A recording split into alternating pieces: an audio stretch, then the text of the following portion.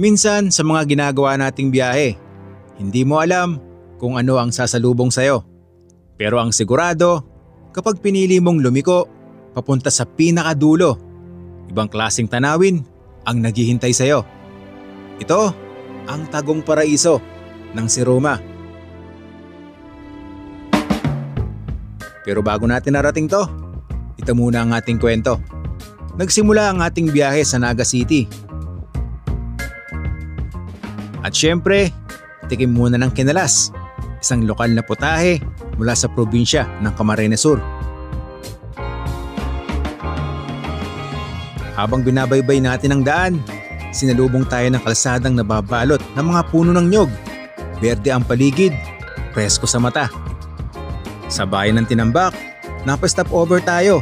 Napainom tayo ng tuba juice at inalam na rin natin kung paano ito ginagawa.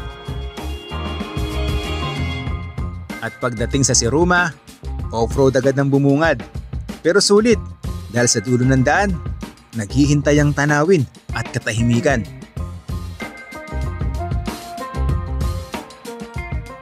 Dito nga pala tayo tumuloy sa M Veranda, isang beach resort sa Siruma na simple pero swak pang relax at malapulbos ang buhangin dito.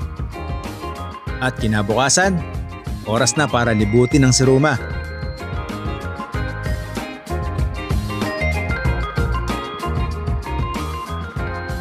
Hanggang sa marating natin ng Daldagon Peak.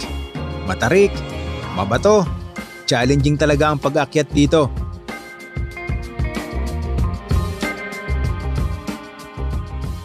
Pero pag narating mo na ang tuktok nito, isang makapigil-hiningang tanawin ng karagatan, bundok at tanaw ang buong ganda ng Siruma.